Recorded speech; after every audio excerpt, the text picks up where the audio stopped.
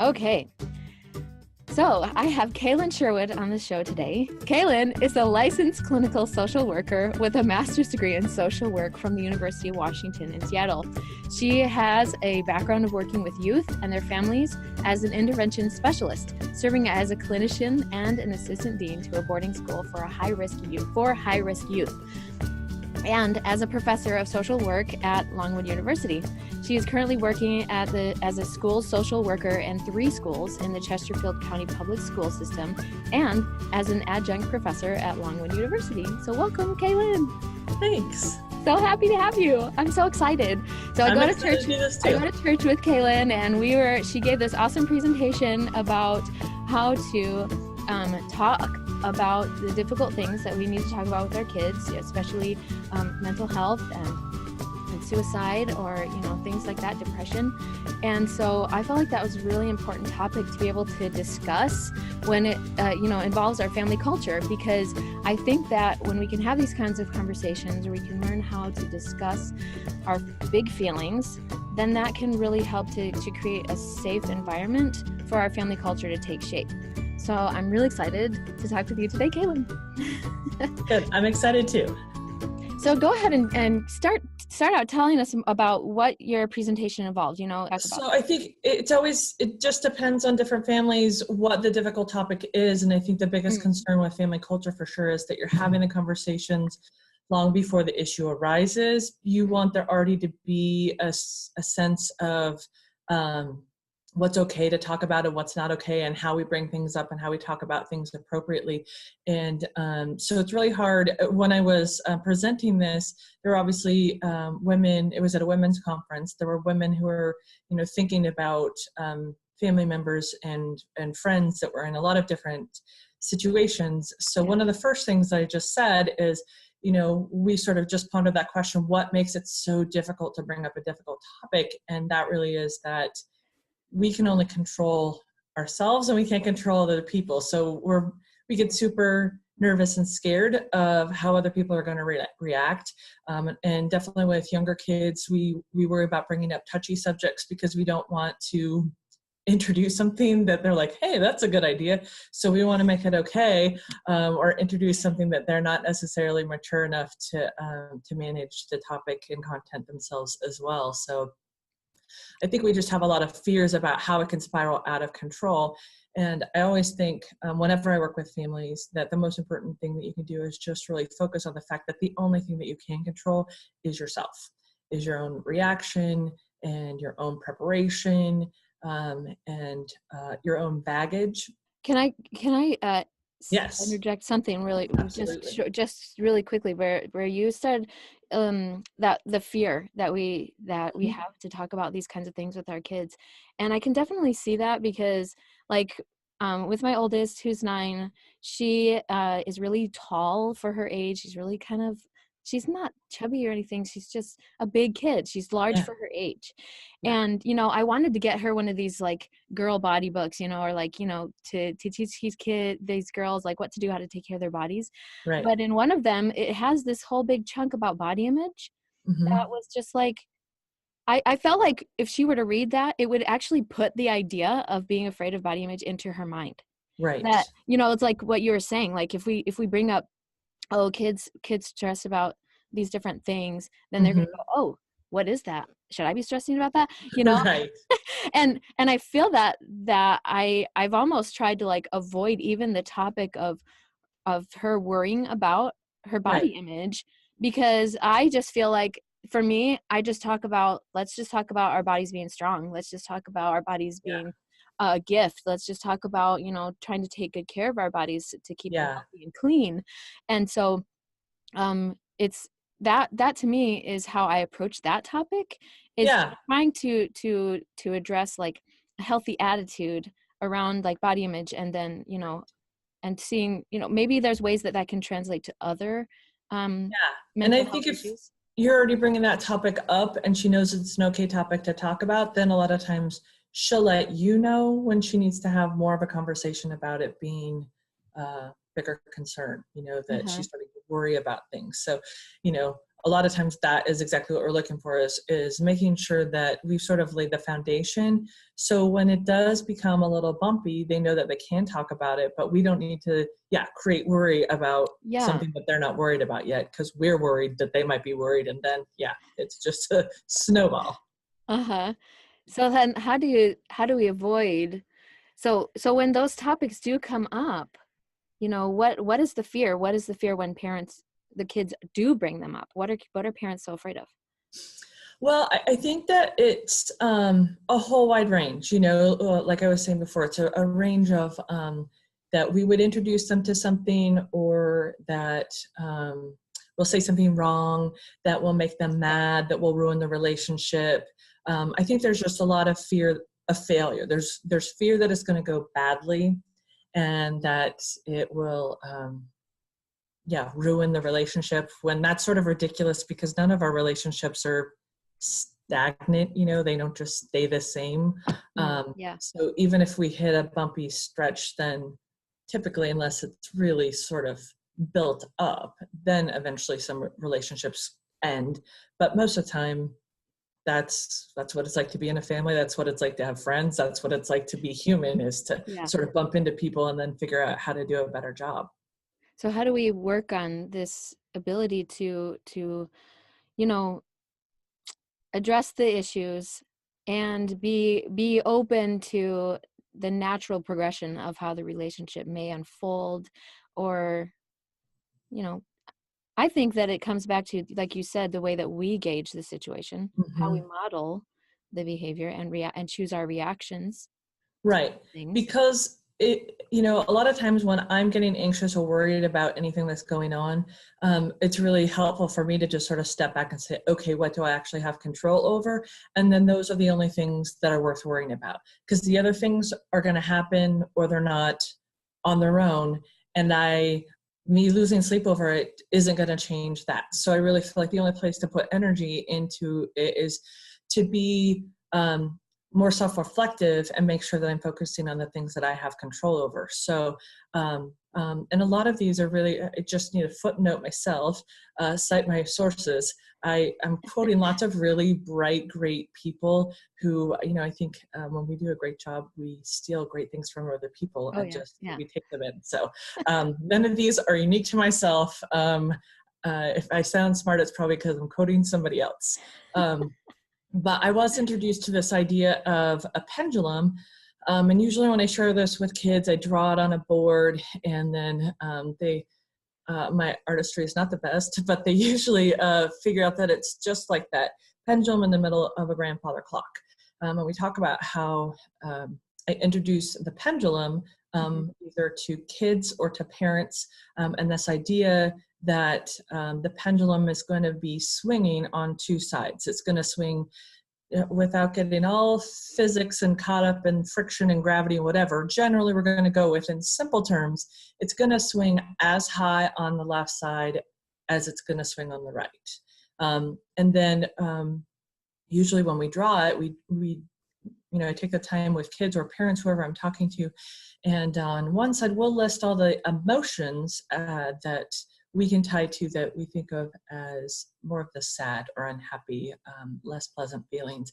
And so they're going to list things like grief and loneliness and embarrassment and shame, just all those things that we can really be worried about. And then on the other side, we're going to list things like feeling loved and satisfaction and being included and being excited, and just all those great and happy, enjoyable feelings. And then we look at the way that the pendulum swings, and usually talk about how when we're kids, when we're younger, that pendulum swings just full board wide open. And you take a kid to get ice cream, and they're full scale happy. They are thrilled. It could not be a better day. They're getting ice cream. And that ice cream, then they take a couple licks, it falls, it hits the sidewalk, and they are in full scale devastation. Worst case scenario ever. They're just destroyed. And then, you take them back in and get another scoop, and they're right back to a good place. And so we can watch that with younger kids, how that swing goes just just as wide as that pendulum can swing, they don't feel any pressure to change how they're doing that. And then as we get older, we have events or we get messages from people around us that certain things are not okay. And typically they're associated with things that are really painful for us, or pretty uncomfortable. So if you think of a very simple explanation is grief. We really love someone and that person leaves or dies, they're no longer with us. And that just feels absolutely devastating. It is just crushing, and it's hard to figure out how to feel better, and it feels like it's never going to feel better. And so sometimes what we'll do is we'll sort of put a block in where that pendulum can swing, and so that it doesn't swing up as high anymore, because if I swing all the way up again, it's going to feel that devastating again, and I never want to feel that bad again. And so we make up silly rules for ourselves. They don't seem silly, they seem perfectly rational in our adult brains, but we decide things like I don't do funerals, or I don't cry, or things like that. But a lot of times those things have happened much sooner to us as kids. We have had, maybe there's a divorce in the family, or there is a death, or there's just a message that like you need to do better. And so kids start putting these different blocks in, and we start to say things like, boys don't cry and walk it off, and girls just need to sit pretty, and things like that, where we're just not allowed to be in our emotions, because boys are supposed to be tough and girls aren't supposed to be hysterical. I know I'm oversimplifying that, but right. We end up putting in all these blocks, and so that pendulum is swinging less and less. And what we have inadvertently done while we were protecting ourselves and trying to control our life and all those things that seem very rational, we have inadvertently put blocks on the other side of that pendulum swing. And so now we have less access to the happy, joyful, good feelings, the things that are enjoyable. And so now I have less access to feeling satisfied, less access to my peace, less access to feeling fully and truly loved. And then we start to do things ourselves as we're in teenage mode, and, we want to fit in. So we do things to sell out and be cool and whatever. A lot of times those things can bring some shame. So sometimes those events that put blocks in can be things that happen to us, but then a lot of those we sort of embrace afterwards and put them in ourselves. And when I talk to people about this and we draw this out on a chalkboard or wherever we're drawing it, a lot of times they want to put depression on that sad side. And a lot of times I make them hold off, and we wait until that pendulum has so many blocks that it's just sitting at the bottom and no longer has a swing to it. And talk about how depression really is there. When you talk to people that truly are experiencing depression, they don't say that they feel sad. They say they feel nothing. They feel numb. They don't really feel like they're alive. So if we take this whole image and go back to the idea of how do I talk to my kids or my friends or whoever it is, I'm going to think about what is my baggage, what are my blocks, what am I worried about because of things that happened to me, and make sure that I'm making them mine and not whoever I'm talking to making it their baggage. I'm not assuming that my worries should be the same as their worries. And also, I think that really mental health is about taking charge over those blocks. How do I remove those blocks? And then we have a whole nother line of questioning that we could go into about how you do that. And that can certainly be through a lot of different ways. It could be very simply, you need to get a really good therapist who pushes you to be uncomfortable and do the things that you need to do to take it on. But it can also be things that we as individuals learn are good for us. And it can be things like journaling and meditation, and it can even be things like exercise. Lots of people say that running, and I ride bikes for hours, and people think, wow, that is crazy. Aren't you so bored? And I'm like, no, actually my friends will tell me, have you, the question, have you ridden this week? Because I can tell that you haven't, because you're just more grumpy. Right. So, finding those things that help us take charge back over those blocks. and most especially learning that the events that happen to us are not happening anymore. So we're preparing for this thing that is in the past, and it's not our future. We have to find a way to put it back in the past and leave it there, and figure out how to just open that pendulum back up for ourselves, take away some of those rules and limitations that we have built in, so that we do have the risk and the absolute promise that we are going to experience pain, and we are going to suffer, and we're going to experience things that are unpleasant. But most especially, I love the idea of this pendulum, because we can challenge the idea that any of those feelings that you might be experiencing on the sad side, that instead we want to label those as bad and the happy feelings as good. And we really have to take that sort of stigma out of it, because life is full of the highs and the lows. And living a full life and experiencing our full life is about experiencing both of those. And when we block out the ones that are more uncomfortable, because certainly the sad feelings are more uncomfortable, Right. and the other side is much more comfortable. We would much rather feel peace and happy and love. We want to enjoy those things. And we have to take the stigma out against ourselves, where we think that if I'm feeling lonely, if I'm feeling sad, if I'm feeling these things that are uncomfortable, that I am bad, that everybody else that I see on social media who's, always posting happy pictures and everything looks picture perfect, that they're an actual better person. Right. And that's not true. We tend to only post extremes on social media, and those are rarely accurate to everyday life. Right. Our life is mostly everywhere in between of the highs and lows that get posted on social media. So there's a few things that I hear you saying in all of that, is that number one, when we want to address our issues, we have to start as parents. It really has to come back to what is our baggage, what is our blockages in our psychological development, in our pendulum. Right. Because a lot of times when our kids start to feel big feelings, it's more that we are triggered by wanting to avoid those big feelings. Yeah. Right? So that's go ahead. Well, and if you even think about your own parent, like if you want to go out this weekend, which parent would you ask? Would you ask your mom or your dad, right? Because we already know, based on just the personality, well, no, mom's going to remember that I got a D on my math quiz, and she's going to remember. So we don't ask mom. We ask dad, who's like, sure, sounds cool. Do you need $10?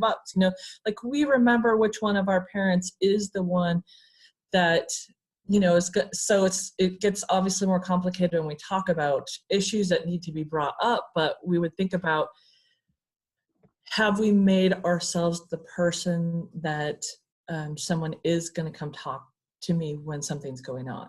And that is going to be based on, have you taken care of your own baggage?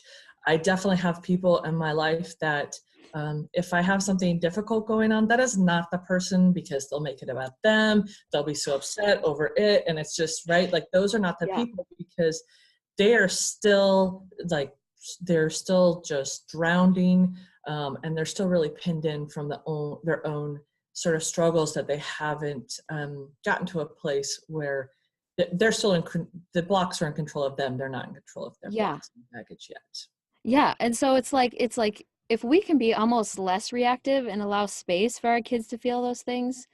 Because that was my question as you were talking. I was like, so I have a kid who's super reactive, and he gets really upset. And so how do I just sit back, or how do I coach him through? It was like scary to think I have to just sit back and witness my kid experience this extreme emotion. Is that basically what you're saying?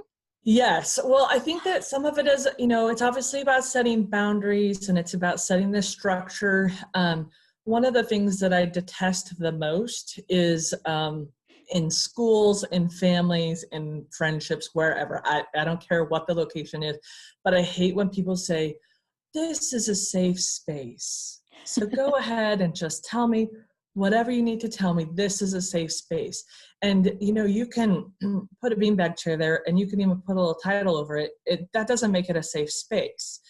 The thing that's going to make it a safe space obviously is by the things that you have done to show and create. And that doesn't happen by a one-time declaration. So as parents, we can't just say, if you have anything you need to tell me, you can always come to me. Okay, I'm pretty sure every parent since the beginning of time has probably used that line, but I have a lot of evidence based on my whole career saying there's a lot of parents who didn't really back that up. And so it's really about the consistency. And a lot of times if you're trying to change those things, you also have to understand that your kids at first are not going to believe you. They're used to whatever you have been doing up until that point. So if you start doing something new, it's sort of like how we think of everybody with their New Year resolution, right? Your New Year's resolution is something that's maybe going to last 2 weeks.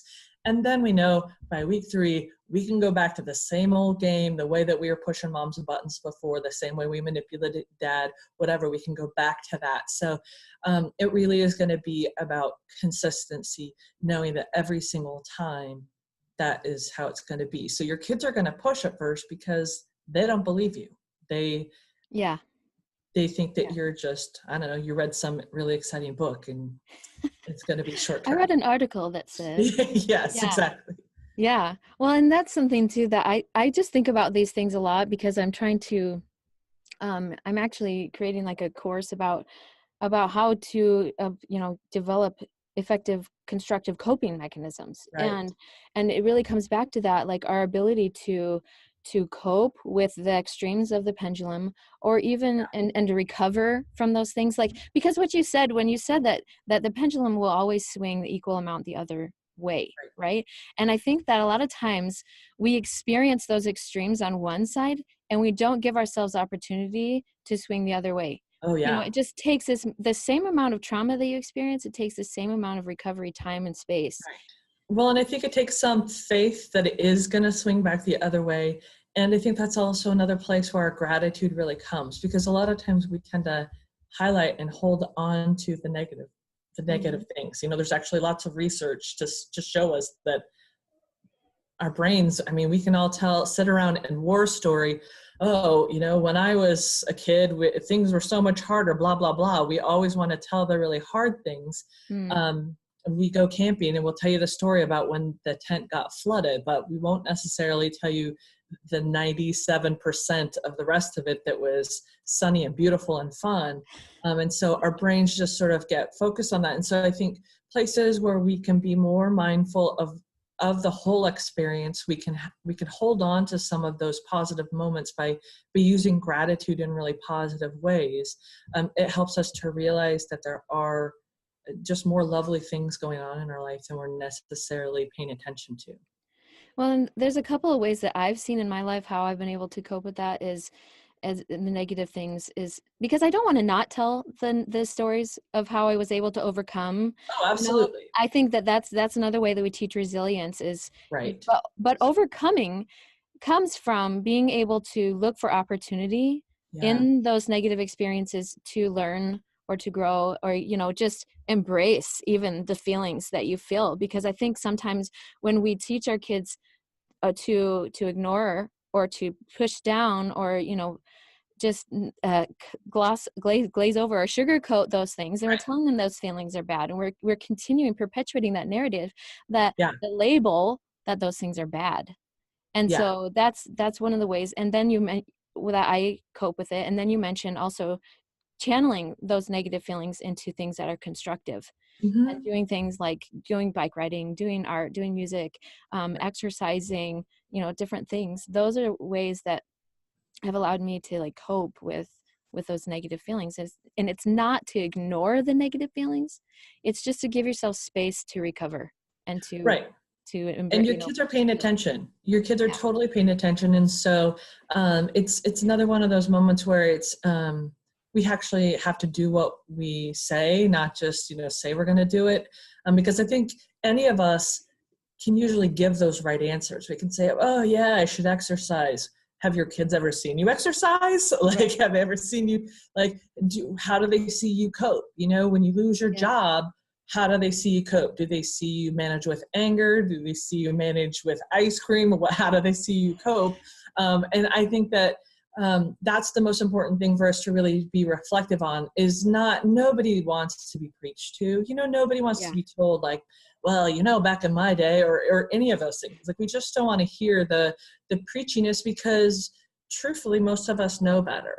And so it's really just a matter of making sure that we're doing those things, and then we're doing them consistently, so that, that is really the thing that gets passed on. Our kids are going to remember that they're absolutely paying attention. And, if it's something that you celebrate, then it's going to be, oh, well, I've had a rough week, so I deserve to do nothing this weekend. They're going to learn that that's what they do on the weekend too, that instead of it being a family time sort of moment for them, that instead they get to sort of just selfishly, I'm just going to have a me weekend, and you kids fend for yourselves, or whatever the message might be. We can't just say it. It's just like declaring a safe space. It actually has to be followed through with the actual actions, because obviously actions speak louder than words. That's really going to be what has the strongest message. Right. So we have to model those behaviors, is what I hear you saying. Yeah. And before we started recording, you brought up an article about a study of how teaching kids how to cope. Can you tell us about that study? Yeah, one of my coworkers just shared this, and they just did a study at Yale, and I think they said it was a 4-year study. And they took half of the kids, and the study was about adolescents with anxiety. And they took half of those kids, and they did what is well known to be the best treatment. They did cognitive behavioral therapy and helped them recognize when they had their thoughts coming up, and develop some coping strategies to deal with that. And then they took the other half of the kids and actually had each one of those kids had to have at least one parent participate in the training. And so really in this situation, the parents are the ones that got the therapy. Not that it was specifically therapy, but in the same way, it helped them to realize some of the things that they were doing to help accommodate their kids because they had anxiety was actually increasing it. And so helping the kids identify things that, okay, this is in a very loving and gentle way, say, this isn't really okay. Like, we can't keep doing this thing where you're texting me 45 times during the school day, or, I have to sleep in your bed for you to fall asleep, or just any of those things that just become crippling to a kid, sort of tailoring those back. And so what they found is that for years, we've only used medication and CBT for anxiety, and that these adolescents who had their parents get trained, that was more powerful. And really, I think the way they end the article, and definitely what in my own therapeutic practice would take on, is a little bit of both.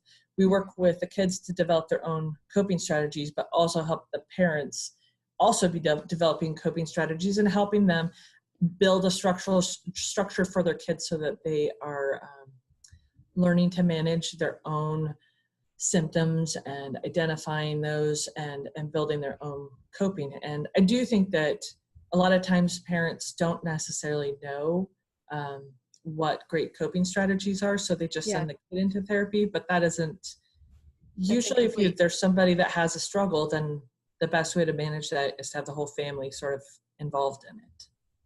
Hold on just a second. I need to send a message to my husband because I hear somebody kicking. It like reverberates in the whole house. Like, this isn't soundproof booth. It's like this padding is to make it so that there's like more muffled sounds, within. Right. It's not really soundproof. So I hear the kids like run up. This is like right behind my computer is like where the stairs are, and I can hear them like stomping around. I think somebody's like, anyways. Anyhow, it's so frustrating. Okay, so I love that so much, because what I hear you saying with this study was that by teaching the parents, it became more effective because there was almost like a team effort in a way, or, and in a TED Talk that I listened to recently, and I have shared it on this podcast before. It talked about some of the coping strategies, and in a study of kids who are dealing with, fear of failure, pressure to perform, one of the things that they need is a non-judgmental, non-parental adult to mentor them.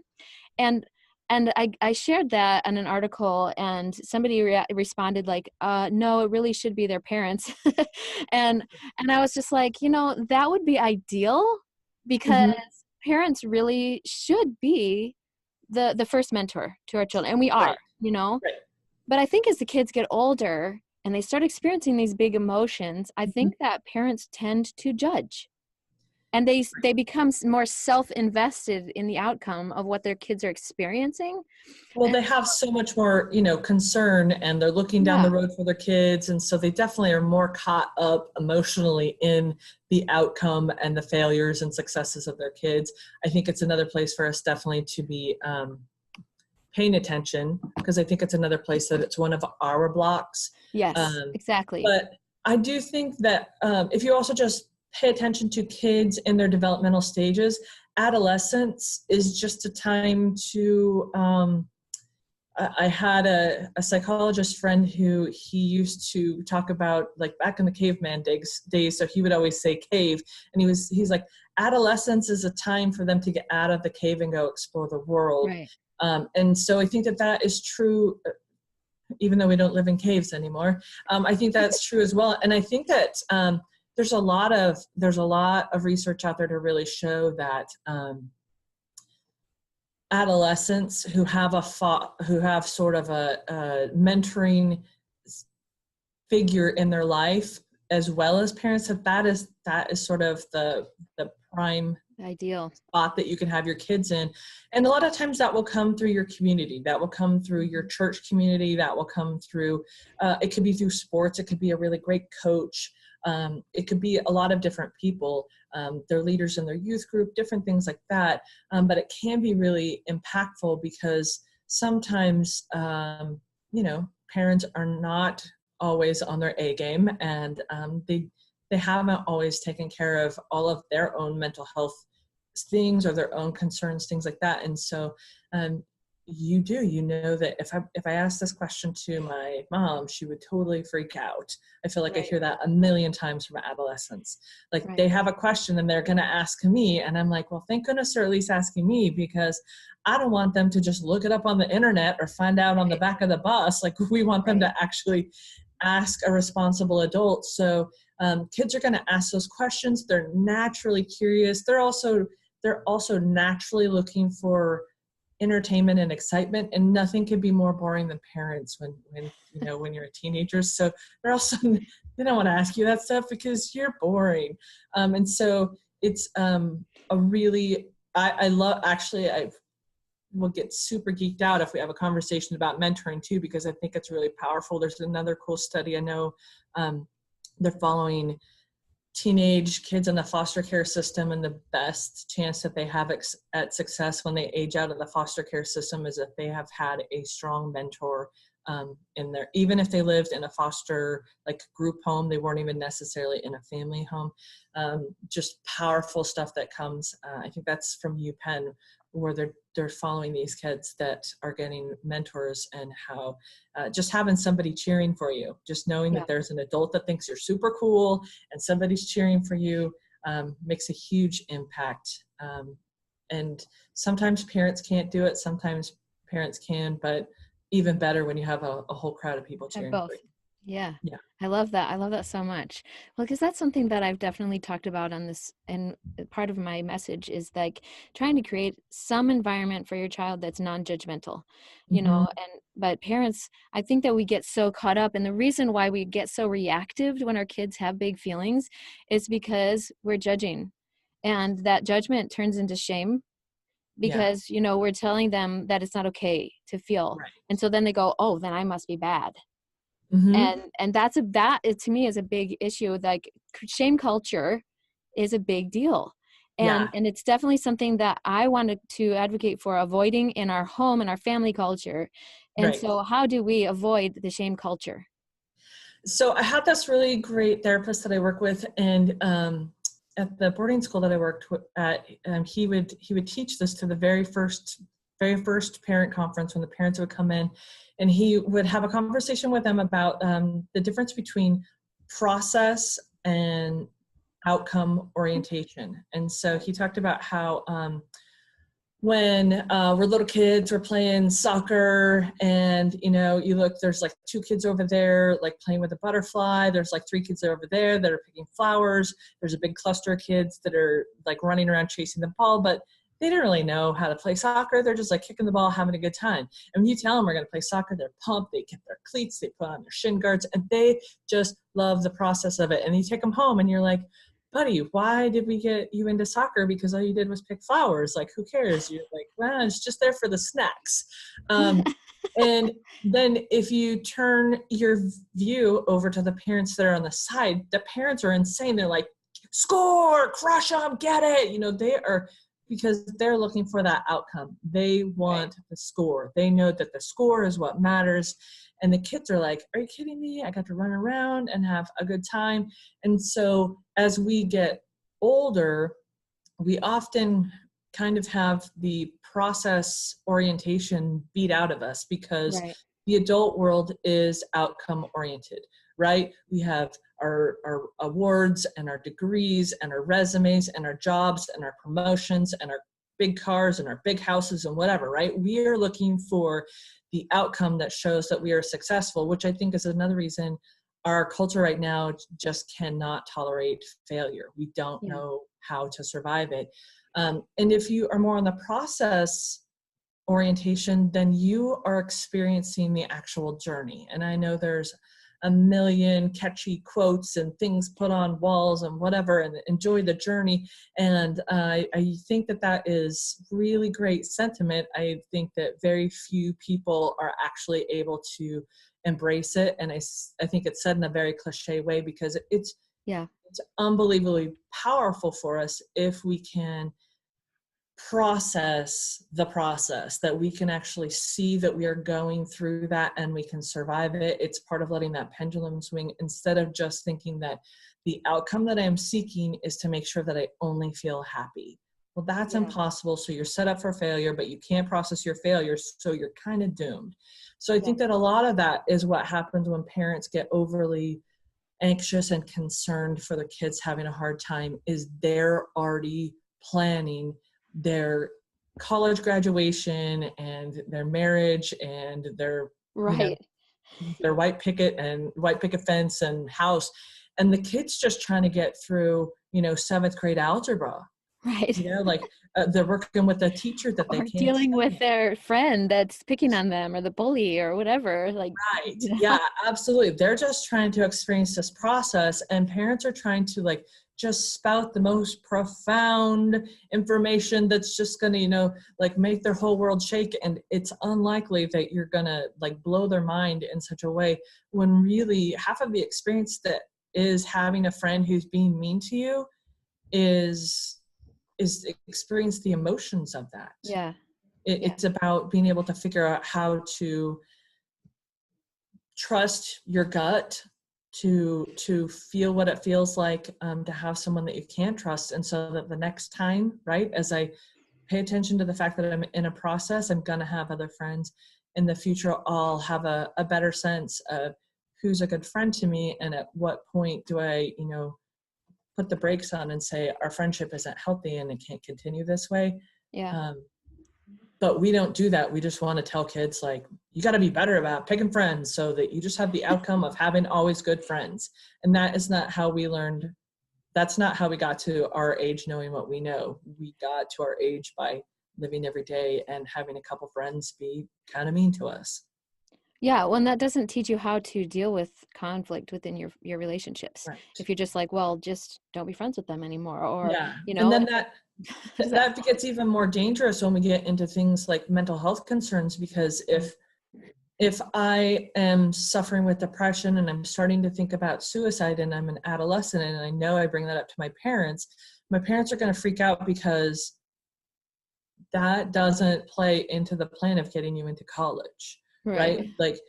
And parents are just so far off perspective wise, because they're so worried about so many things that they can't even really hear their kids. So I think one of the most important things when kids start to bring up really heavy topics, first and foremost, do your homework. You know, if you're still quoting drug statistics that you learned when you're in high school, or that your parents told you that they learned in high school, I mean, you're so far out of the loop. So no matter what the topic is, even if the topic makes you really uncomfortable, do some homework. And I think the second part of that is really just be able to bring the topic up and then shut up and listen. You know, if your kid is having concerns about something, then let them talk about their feelings, and let them talk about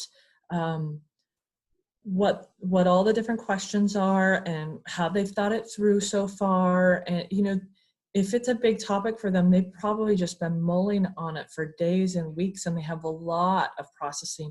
And if you just go in there looking for the answer and the outcome, you have just essentially told them that you don't care how they feel, you just want them to get it right. You just want the right answer. And that will sort of crush their ability to communicate with you. Yeah. So again, it comes back to us as parents being able to monitor our own reactions and the own blockages that we've set up. And I love what you're saying about the process, because that's a narrative that I just like. This fear of failure, the pressure to perform, those are adult constructs. Those are things that it's like that we impose on our kids and on our culture and our society. And so it's kind of tragic. But then you hear these messages that are like, Will Smith being like, here's how you succeed. You got to fail, and then fail some more. And it's like, oh, okay, that makes any sense whatsoever. I can sit at home and do nothing and fail, Right. but like the message is really, you have to be doing. You have to get out there and experience the process. And through those things that you're learning, like failure is labeled as bad, but if you just get rid of that stigma and you say, you know what, failure is just part of the process of what I'm going through, and a growth mindset really comes into play with that. Is that people with a growth mindset, they look at it as opportunity. They look at challenge as opportunity to learn something and to grow, and to maybe even expose weak spots so that they can work on them. Yeah, absolutely. I was just listening to this TED Talk, re-listening to this TED Talk, and they're talking about how the focus was on change, and how when we look at our future, we say, in the next 10 years, I probably won't change that much. But if we look backwards at the last 10 years, we look at, wow, 10 years. Wow, look at all those things that have happened, and all those things that, like, I have changed a lot. And again, our brain sort of gets like pinpointed on the outcome that, like, I feel like at this point I'm pretty fully actualized, and this is about as much as I'm going to change, which is ridiculous, because they interviewed people at all sorts of 10-year increments, and we always underestimate how much we will change, and we underestimate how much change is still out there for us to accomplish. And so I just think it's the same thing, that we need to have less a sense of like our own outcome, that I'm about as good as I'm going to get. So this is like who I am, and this is how I roll, and we're just going to like live with it that way. Like, that is ridiculous. That's not even what life is about. And it's just so inaccurate that I haven't crossed the finish line. Today is the finish line, and I've become the person that I'm going to be. That there's sometimes as we get older, we think that we are sort of done, but we're not. They said in the TED Talk that we grow a little bit less as we get older, but it's still so much more than we think we're going to grow in the next 10 years. And so to even just have a better concept of ourselves being in the process, and our ability to, teach an old dog new tricks, that even if you have already raised a couple kids and you only have one or two left at home, that you don't just keep doing what you always did, that you can't get better, or that even just sort of kick it in neutral. Because I could tell you, I've worked with, this is just a little aside, but I have worked with some babies of the family that received no parenting because the parents were done. And I think that is missing the whole point of the fact that we can continue to get better at being ourselves. And that isn't just something that happens to us as kids, as teenagers, as young adults, that even as aging adults, that we continue to grow. And that really allows us, I think, to become that, to live the full life that really we have access to, but we have to take those blocks out. We have to take that baggage and take care of it, and not just get used to, well, I've always sort of had this sort of crippling thing, and this is just how I am, and this is just as far as my ability manages to go. And I just don't think that that's true. Yeah, I love that so much. And it's just, there's so much about that, because I think like with the younger kid thing, the blockages in adulthood don't just come from when we were kids or whatever, there are things that are always developing. And I read this quote recently that when you're afraid of change, then you cling to the past. But when you have faith in the future, then you can embrace the change. Right. And I think that that's such an important coping mechanism that, to be able to just have faith and embrace the opportunity that comes with change and learning from those different situations that we encounter throughout our lives. And I actually had this experience lately, because I was talking to somebody that we know who's a health coach, and she allowed me free coaching, and I was like, sweet. So, because she's learning, and I was talking to her because I was like, oh, I really want to figure out how to manage my energy. And I hate mornings. I had that narrative. I'm not a morning person. And the story that I always told myself is that it's because when I was in kindergarten, I was a really big pain, and my mom switched me from morning to afternoon. But then as I was talking to this person, I had this realization, because I don't always hate mornings. When I'm up, I love mornings, when it's just waking up that I dread. But anyways, I had this realization while I was talking to her, and I was like, you know what?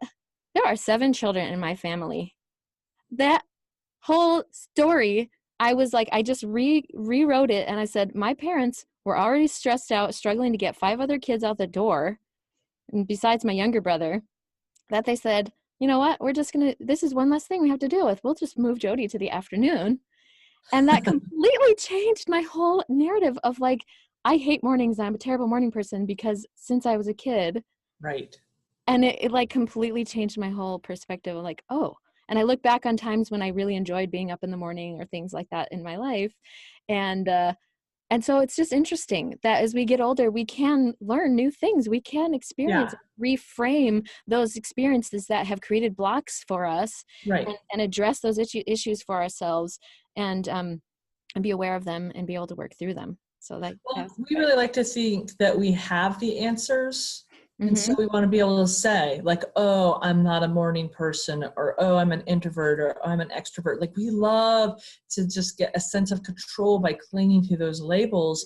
But then that just really kind of makes us cookie cutters, and we try to shove ourselves into places where we don't necessarily fit. And we lose the ability, like, we want to have other people see us as more than a cookie cutter, but a lot of times we treat ourselves the opposite way, and we want to just find ways to make things easy on ourselves and feel like we know what we're doing when we have the right answers and we're being successful. And I think that is a lot of it too. Just with parenting and being an adult, we're so caught up in the concern over whether or not we're doing a good job. Right. Lots of parents who are just terrified of talking to a therapist because they're really afraid that they're going to find out that they're a terrible parent, which if you are taking your kids to get the help that they need, you're probably doing some major right things already.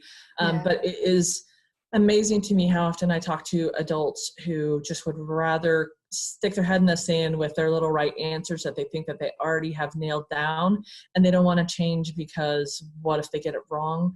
And just that fear, especially as a parent, that you're in charge of these little guys, and you want to make sure that you're not screwing them up, and that you're doing a good job. Right. And that is fascinating to me, that people would hold off in seeking help and getting help from a therapist because they don't want someone to say, you're doing a terrible job. Well, it's self-fulfilling prophecy. It ends up being that you encounter the conflict on the road you're trying to follow to avoid it. And it's like, that's that to me is so much more tragic than if you just tried to, you know, allow yourself to be vulnerable for a little bit, to figure out what's going on and how to grow, how to change, and how Yeah. to learn and Yeah. embrace this process. Like Yeah.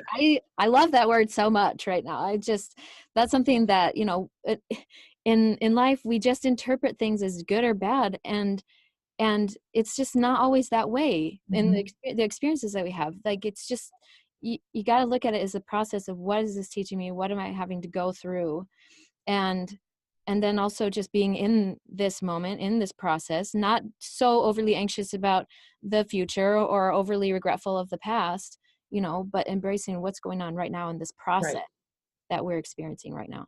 Well, and I think we like to think of ourselves like living in a movie, and I have yet to have the moment where like it's freeze frame and they roll the credits, you know, like Yeah. I've had successes, but then you know what?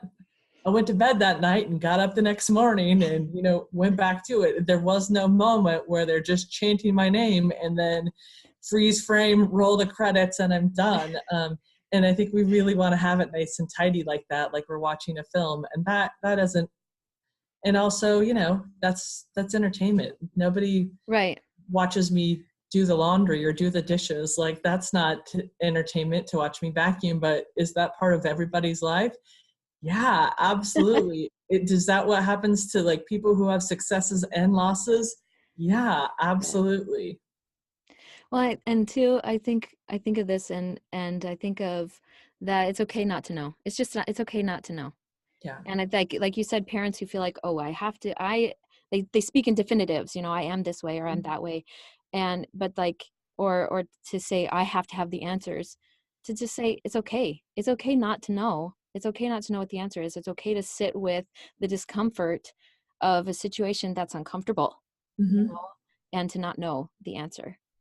Well, So, and I feel like that's another one of the things that I hear parents say. They'll say that to their kids, but then their actions don't match it too. I think it mm, falls right into the like it's a safe space category where we sort of claim things. And I think that that is another place where if you want your kids to communicate well with you, it is important for you to be more reflective, you know, in the middle of a conversation, pause and mm, think, am I actually letting this, am I listening? Am I just listening to respond? Am I listening to understand?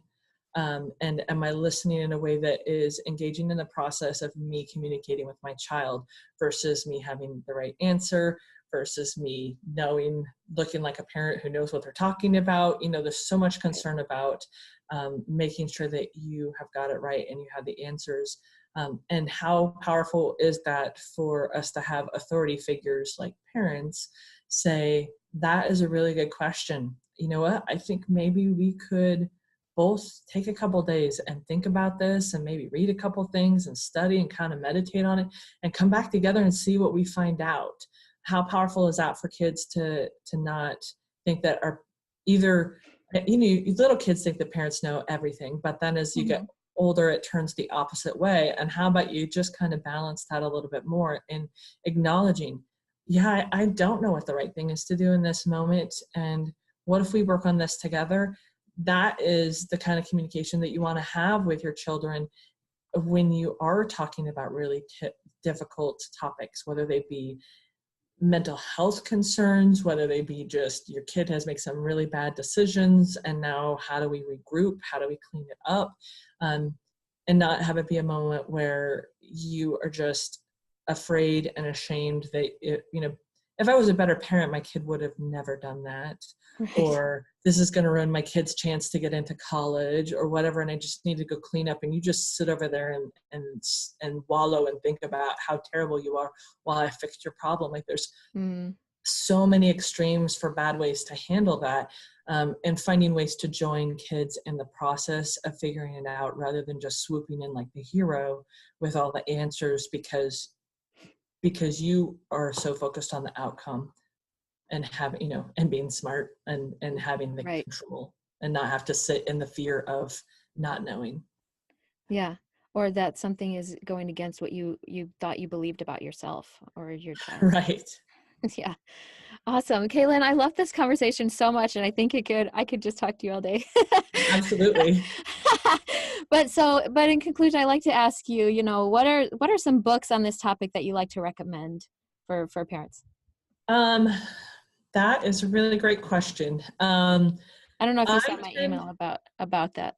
yeah, I tend to read some books, but I'm definitely biased because anything by Brene Brown I love, but she's also an L.C.S.W. like me and a social worker. So if you haven't seen her TED Talk, watch her both TED Talks, read her books. And she does a really nice job of helping people understand their own sense of shame and all these emotions. She does a great, in her TED Talk, she talks about the pendulum and wanting to put all her feelings in little bento boxes. And so I really love that idea. And a lot of her books have followed the same thing. But I also think that a lot of what I have learned on this concept too has come from articles and other podcasts, and sometimes it can just be fiction and other books and people that are writing poems and short stories. And I just think there's a lot of places where if we pay attention, sometimes the more academic feeling books just make us feel like we need to make a list so that we have the right outcome. And sometimes we just need to read a story that is mixed with humor and pain, and you're like, oh yeah, I need to enjoy the journey. So I definitely would say there's a mixture of all those things that are in there. And sometimes it's things that I think about when I am riding my bike for hours, and just little pieces of that will roll through my head and let me sort of meditate on it. So my short answer is anything by Brene Brown. My long answer is stuff that inspires you and that you love and makes you sort of stretch your thinking. I would encourage people to read books or seek out podcasts that aren't necessarily supporting something that they already know, but stretching them. I think a lot of times in politics, people only read things that support the opinion they already have. And I think that can happen with parenting and relationships too, is I find people who are just going to tell me that I'm already doing it right, and we don't get a better understanding of the other side. So even you don't have to change your mind. You just need to know what's on the other side. I love that so much. Thank you, Kalyn. You bet. I love that so much. I really appreciate that perspective. And I've had a guest on talking about the power of stories and about, and how it's so important to be able to be open-minded. And it's just, I can see how those things really would benefit, being able to just be open to talk about these difficult conversations, be willing to be open to addressing our own blocks in our pendulum and things like that. So I really, really appreciate that. Thank you. You bet. Because I think that this is such an important message. It's so crucial. I mean, and I'm with you. I could talk about it for hours, and I could go on all sorts of different tangents. I mean, I love a tangent. I will go down tangents. One of the things that I wanted to tangent about, but it was like, okay, no, I'm going to refrain, was the having an adult mentor. Yeah. Okay, because I feel like my holdup is, like, right now I have a rule because my little kids are little. They're not allowed to be alone with any adult one-on-one ever. Yeah, I think that's totally fair. And so it was just like, so how do we like address this fear? I mean, because I watched the whole like Cub Scout video where it was like this one guy was just like, I was groomed hardcore and I totally trusted this person, and then they molested me. And it was just like, oh my gosh, and so it's like, I try to teach my kids, okay, these are red flags. This is what you need to know about what are red flags, and that these are our boundaries and our rules, and you're not allowed to be alone with an adult, not even a family member. Like they go in pairs or they get all of them, and so it's just like, and like when there's a babysitter, it's like they come over and they have all the kids, it's like they're never one-on-one with any adult at this point in their lives. And it was just like, how do we prepare parents to understand, to spot when their children are being groomed? Yeah. And maybe I could add this as like a bonus part of my episode. That, oh gosh, I don't even know if I have the right answers.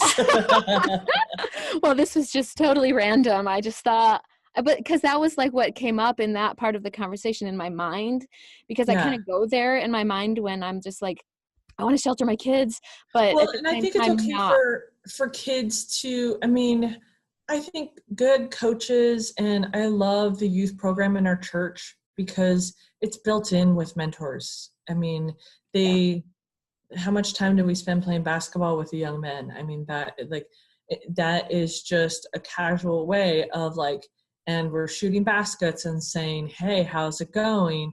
And a lot of times that's the kind of stuff that will come up. And I feel like I've had some of my most profound conversations with kids over a craft or over we're sitting there just doing something, making cookies or whatever, doing something that has nothing to do with anything.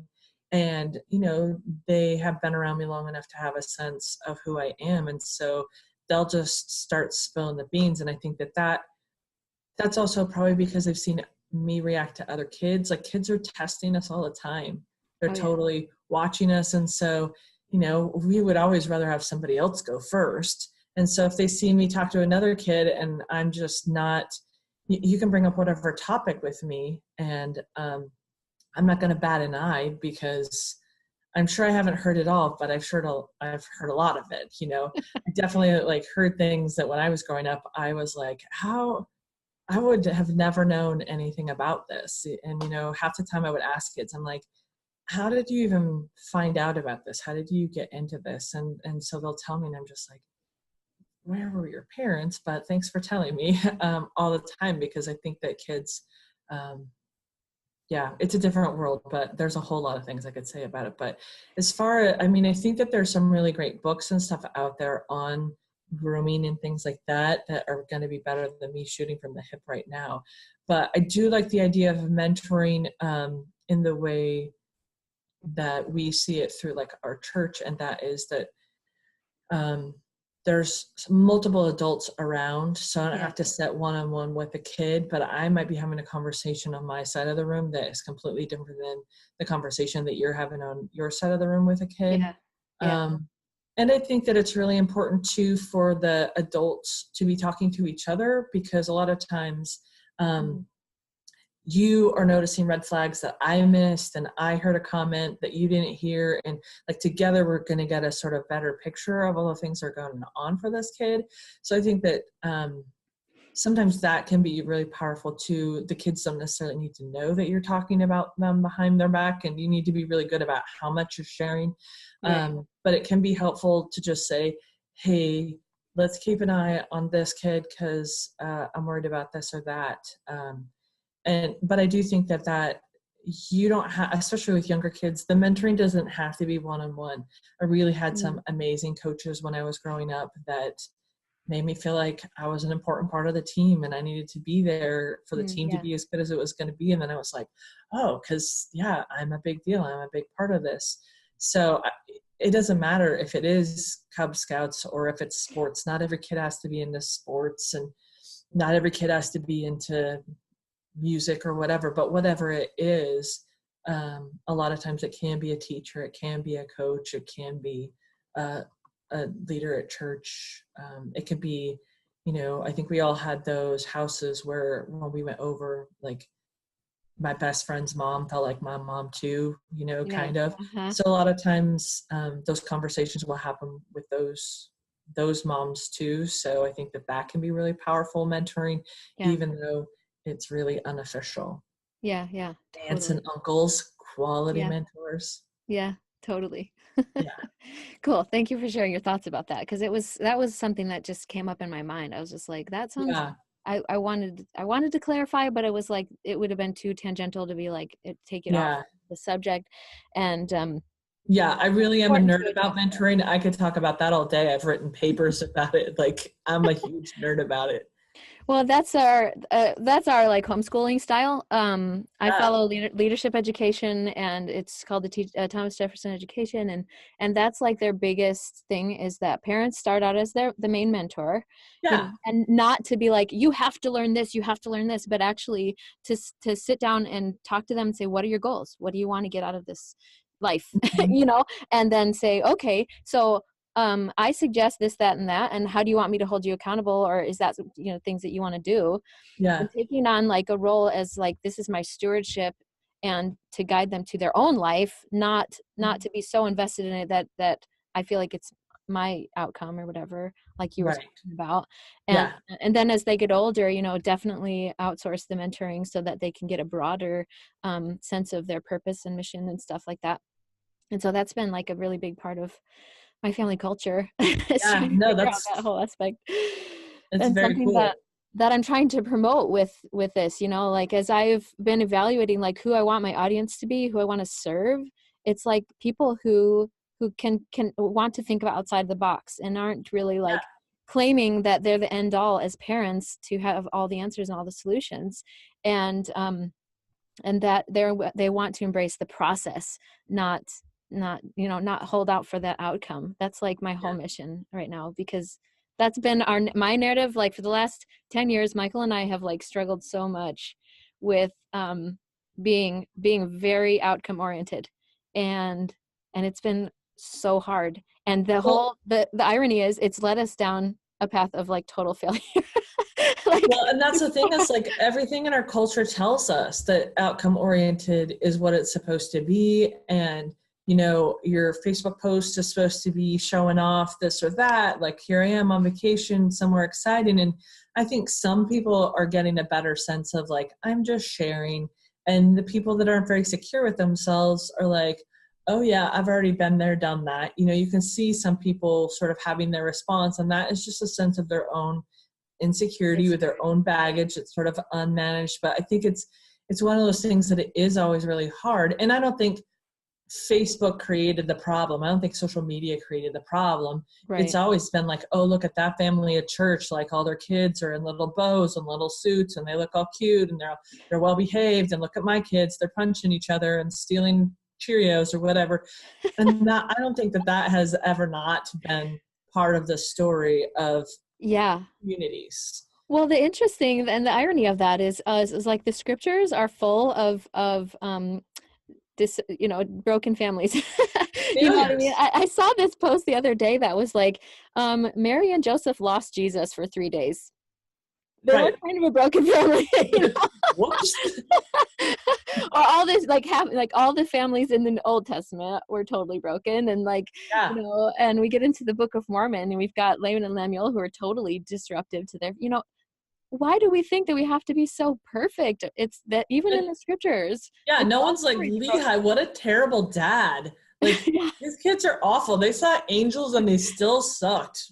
What's Lehi's problem, right? What's wrong with him? Oh, we just do that math for ourselves, not for other people. We always do that math that way. Like, we measure ourselves with other measuring sticks.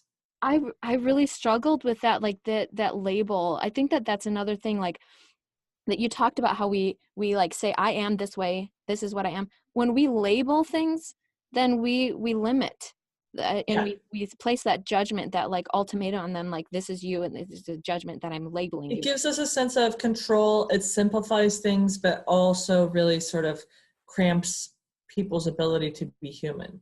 It doesn't really, like, even when I usually talk about the pendulum, we talk about how there's not even a lot of good words in our language to label our emotions.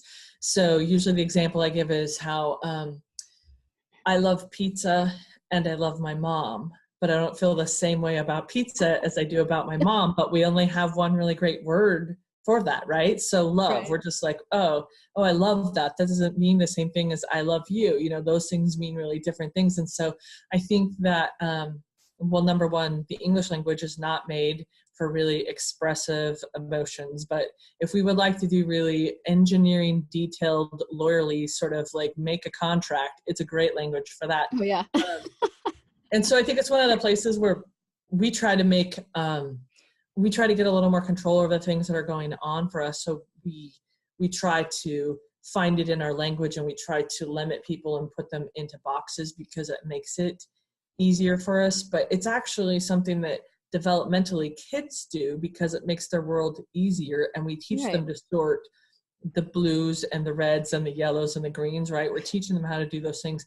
And when we can't really mature past that sort of thinking is where we sort of limit ourselves in a type of immaturity. And it is a huge block in our ability to sort of expand our mind, is we've just really pinned ourselves in with these sort of bookends that say, this is as far as we can go, and these are the choices. So you can only pick from these choices. That's all it is.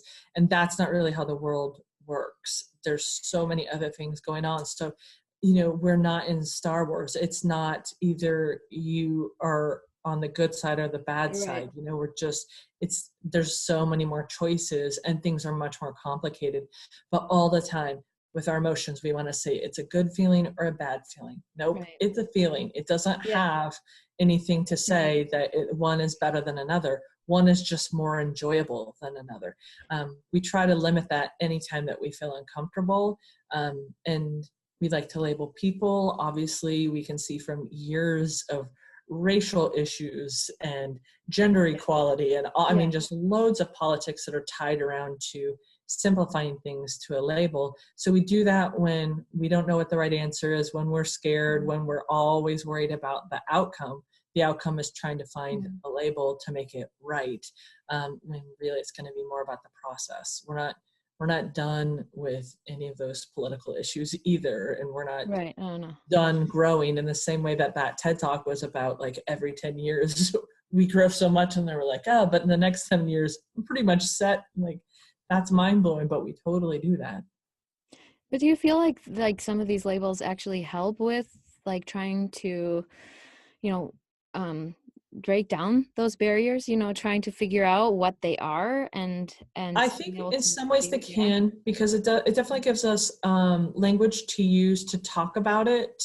And so, I think it was like learning what transgender meant, like as that sort of came into our culture and what people thought that they were identifying to other people, it allowed people to talk about more things. And so we put labels on things.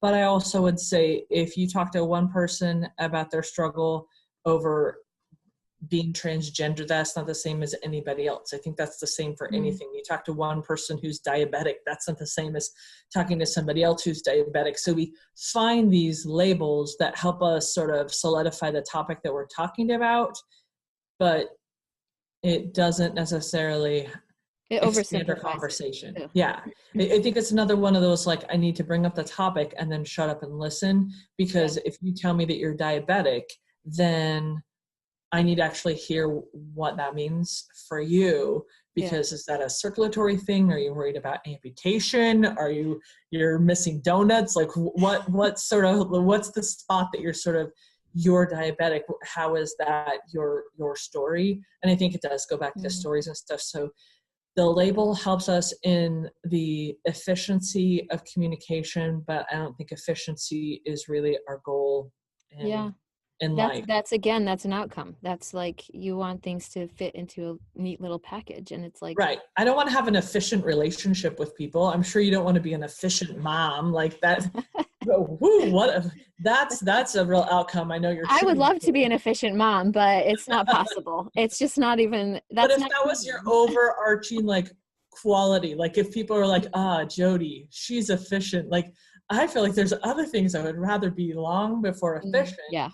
And efficiency really comes from organizing and labeling. And that is great if you're talking about your pantry and your garage and whatever, your closet. It's not great when we're talking about people, because they don't get organized and labeled well. I'm a little bit this and a lot that, and I think I'm some of this, but maybe I'm more of that. Like, not only can you not label me, but I am changing tomorrow what you labeled me as today. Even if we got it 100% right today, tomorrow it's gonna be different. Yeah. I really struggle with those like personality tests and stuff, because I'm like, I don't know. Right. And in some ways they do help. Like, it helps me to know that someone is introverted, and I'm like, okay, that makes sense about how you're developing a friendship with me versus, but every introvert is not the same as every other one, so some of those things are helpful. But if I just sort of stop at that point and I got the label and like, now I know the answer, I'm ready for the quiz at the end, that doesn't help. That's how people that's not how people being are. Stuck on the outcome, being stuck on Isn't that crazy? The first time I heard that, my mind was blown, and I was like, oh no, I'm totally processed. And the more he talked about outcome, I was like, oh crap. Oh, crap. I totally am obsessed. Oh man, That's, oh, thank And you. we all want to say, oh no, I'm processed. I'm just like in the moment. And I'm like, no. But do you sit with the discomfort of not knowing? Do you sit with like the fear of like what's going to happen and then Right. try to create? Well, so like I had my sister and I talk a lot, and she's reading this book that's like The Science of Getting Rich or something like that is what it's called. But it talked about how when we are in a state of competition or envy or things like that, then we get distracted by it and it becomes our priority. So like it's very outcome based. Yeah. And because like she told me this example where, at night her kids will sit down and they'll do scriptures or whatever, and somebody decides how many verses they're going to read, and if she's tired, then she's like, oh, can we please just read one verse and get it over with, and it's like because she's competing, that moment is competing with her fatigue and going to sleep. Yeah. And so it's like when you have all these feelings like you're anxious about something else, or you're distracted by those labels, then it's competing for what's going on right now, and you're Mm-hmm. not focusing on what you can create in this moment, you know Right. because when she was acting that way, she was creating anxiety and stress around, let's just get this over with, and also creating diminishing the importance of reading the scriptures Yeah. The and things scriptures like are that. annoying and let's just plow through them so we can be done with it. Check that Yeah. box. Done. Yeah, so it was just like, what are you creating, what are you doing in Yeah. this moment? And so like times when I catch myself getting like uptight about the way my kids are behaving, I'm just like, what is my block right now? What am I like, what is my barrier? What are my triggers to this situation that I'm responding to? And then what am I creating? So to be able to recognize those triggers first, and then to go on and say, how can I create not the outcome, but like embrace the process, Yeah. so that I'm creating something in this moment that is constructive. Be in that moment. Right. Not Yeah. in the moment where you're going to be in bed later. Yeah, yeah. Right. Or stressed out about, well, I want my kid to go to that college, or I want them to Yeah. get that position in the sports team, or whatever. Then Yeah. that created so much of that stress, that pressure to perform, and the failure, fear of failure, that you're not embracing that process. You're so overcome, the outcome is competing with the process, and you become preoccupied by it.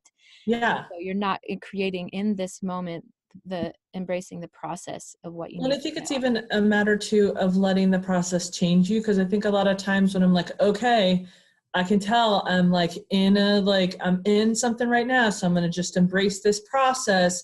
And when I get done, I'm going to be a better person. And so I think even that we can try to like, okay, I can see what I'm learning here. I got the answer. I'm filling in the blanks. Like we try to, even in those moments, pretend that we're enjoying the process. It's like that C.S. Lewis quote about like him coming to fix the house that we are, and he's like, at first he's fixing the drains, and I knew those things needed fixed, but then he starts kicking stuff around, and I'm like, what are you doing? And he's turning me into a mansion, and I just thought I was going to be a cute little cottage.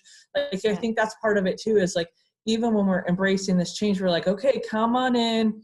I know, I need to work on this and that. So let's do it. Let's do this. But we don't always open ourselves up to the things that are outside of what we are already figuring as an outcome. And I think that is probably where we're best at screwing ourselves up for outcome. Where we're like, okay, I'm going to just embrace this process. And it can be very significant things like, oh, my mom has cancer, so we're going to come together as a family and make this a positive thing. So it can be Right. absolutely very true things, but there's an outcome of like, once my mom's scans come back clear, our family will have achieved this goal. You're like, Right. well, how do you know what exactly this process is? I mean, maybe it's going to show you that your sister is a flake and not to be trusted when things get really hard. Like, like it's, you hope and you encourage and try to persuade people to come together and let this be a positive thing. But once again, I can't make a goal for the whole family that we're going to go through this process and come out as this achievable thing. Yeah. It may be I'm in the process to try to focus on something positive, and it may totally freak out another part of our family who they hopefully later we'll realize, oh, this is something that I need to work on as well.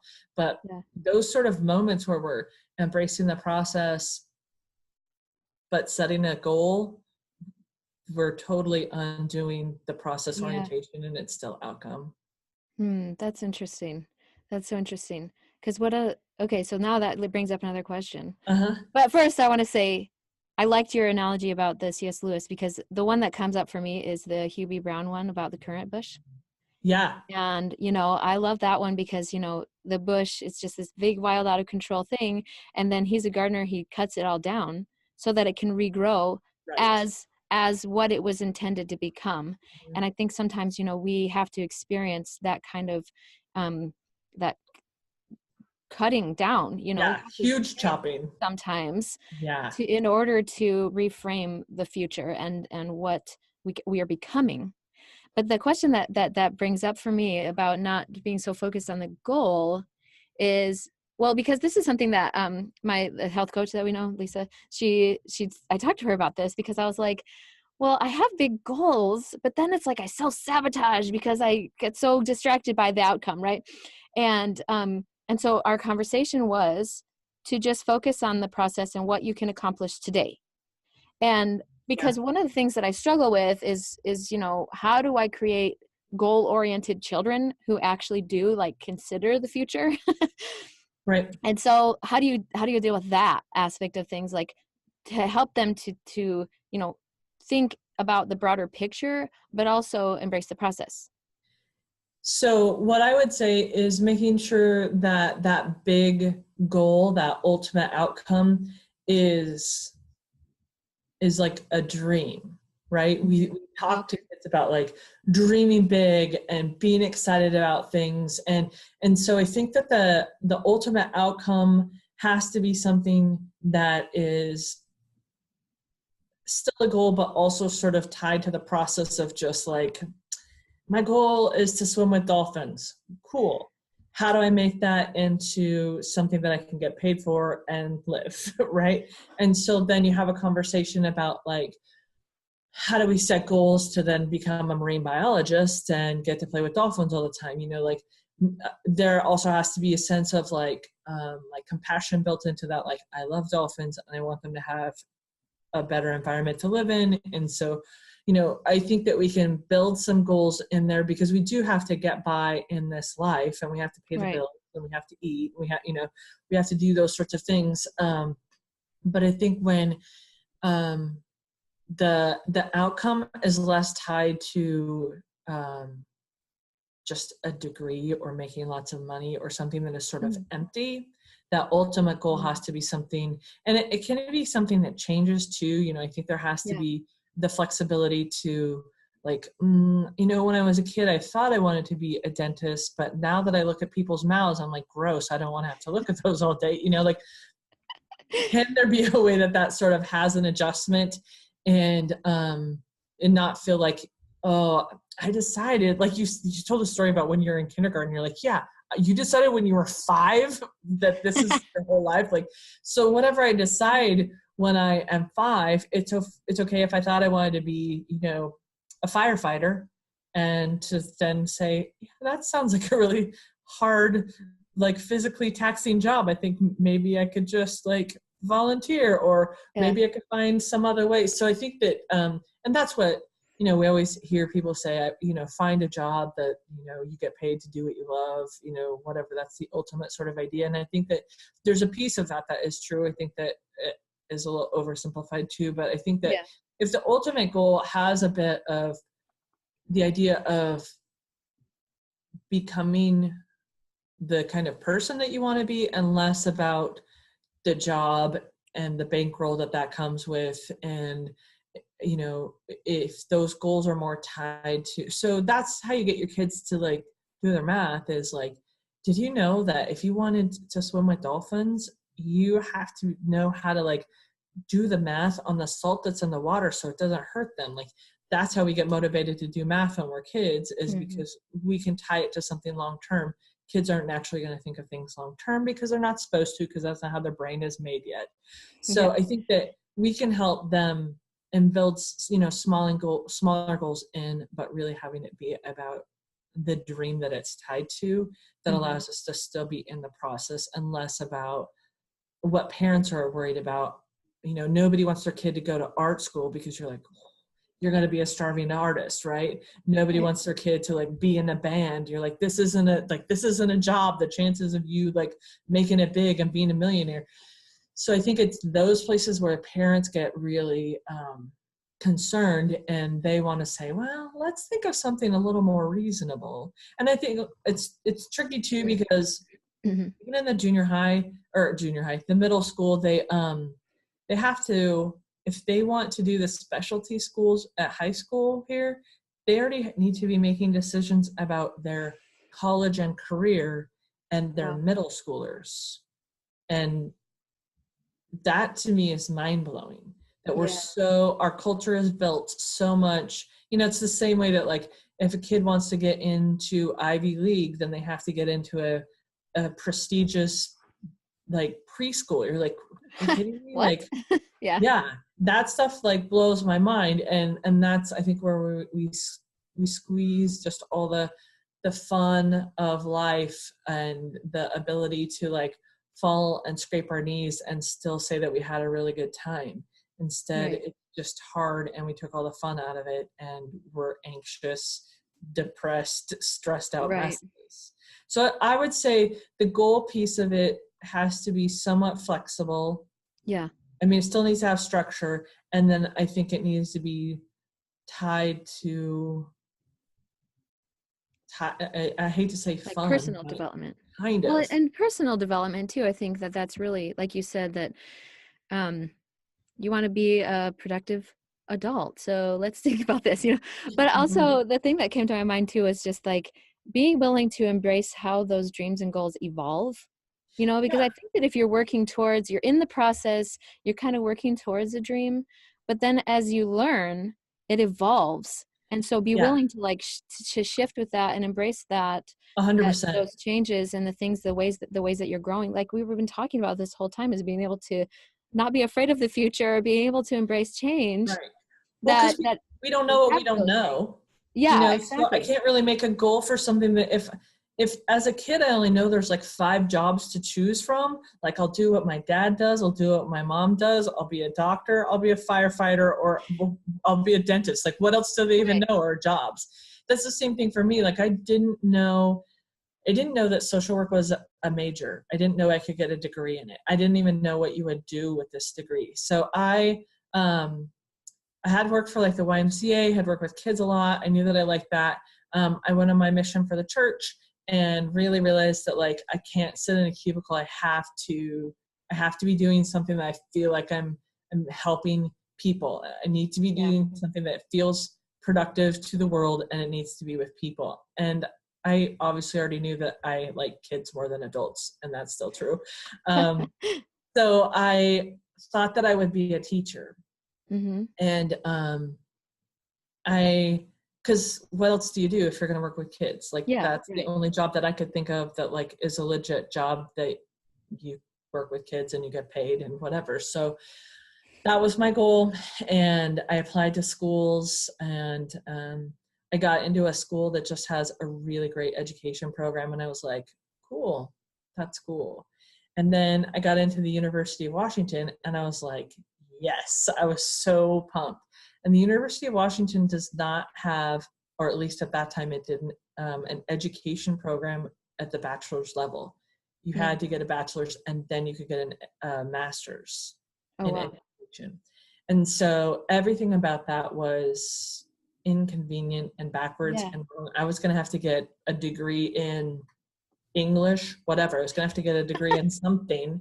And then, but I knew that I wanted to be at the University of Washington, and I had no idea that they have an amazing social work program there. And one of my classes actually got canceled. Like they were redoing the building. And during that construction time, the class was moved to another building up the road, and which of course made me walk right past the School of Social Work. And so I passed a sign. I was like, what's this? And at first I thought what most people think of social workers. I was like, really? You need to go to school to like take away abused babies and hand out food stamps? Like, really? What Ouch. else do social Yeah. workers do, right? Yeah. I mean, that's what we see when we watch TV, Law and Yeah. Order, Yeah. that's all we think of. And so, but then it was just like in my head, because I had thought about being a social worker, or I had thought about being a teacher, and thought, what do I do about the kid who's sitting in the back of my class and I can only do as much as I can when they're in my class, but then I have to send them home. Yeah. Like what do I do for those kids that all I can do is teach them English, and grammar's not going to really help what's going on with these kids. And so, and then that was definitely appealing to me, because that's the place where I was like, I'd be teaching, but just so I had access to help out kids. So I couldn't have set a goal to be a social worker because I didn't know that that was a thing. I didn't know that that was a legitimate career choice for me. And once it got in my head, I mean, the rest is history. It's actually kind of a crazy story, because it came together in just amazing, by the time I went to talk to somebody, it was past the deadline, and I would have had to wait a whole nother year to get into the program. All these things came together, and they let me apply late. And within 5 days, I had been introduced to it, talked to the advisor, applied, and been accepted to the program to start in the fall. And so I was like, I still am not really sure what this is, but I guess I'm doing it. And it ended up being a great program. Like ranked really high. I certainly wasn't like, well, I need to go to a prestigious school that has, I need to make sure that my school is third in the nation. Like, I just wasn't looking for that, and just fell into it. So I think that making goals, they need to have that sort of fluidity to continue to change who I am and to learn things. And as I learned a little bit more about things, I was like, oh yeah, I could be a teacher. Oh wait, that's not quite it yet. Ooh, even better. Like, I just got a better sense of, I can't be somebody who has an office job. I need to, even if I get paid less, which, another one of those things where, like, if you're a responsible parent, don't let your kids go into social work. There's no money in social work. But then again, it's a place where I'm doing stuff that I don't need to drive a fancy car. I'm happy with the work that I'm doing. Well, I think it's so cool that because you had the goal, it evolved for you. You saw children, you saw don't know cubicle, then you thought teacher. And if you hadn't been pursuing even that, you wouldn't have crossed paths with what the outcome, or the process, not I'm trying to avoid outcome, but to encounter the next step in your journey. If I had decided when I was young, because I just needed to have the answer, because I needed to be in control, and because I was afraid of the unknown, I could have picked. I think when I was graduating for high school, I thought I wanted to be a nurse, and now I'm like, that's not me. I do not. I have zero interest in cleaning up bedpans, and just none of those things. It would not. And bless the people that do it, because they're awesome, but no thanks. So I'm so glad I didn't get to pick then. And even in my career as it has gone on, I think I've had my master's for 16 years, 17, something like that. What I've done has changed too. And, I went and taught for a while at university and loved that, but totally missed talking to kids and hanging out with kids. And instead I was teaching the people that were going to get to go hang out with the kids that kind of missed. And so back and forth on sort of just making those decisions. I thought maybe I should go back and get my PhD and become a full-time professor. And then I was like, it ended up not coming together. And now I'm like, thank goodness, because you wouldn't be there. That's not where I wanted to be. Yeah. So I think that brings to mind then this idea that these kids who need to know what they, or claim to know what they're doing when they're in middle school, I wonder if, as parents and even administrators, could just be like, you know what? It doesn't really matter. It just matters that you kind of pick something so that you're starting down a journey.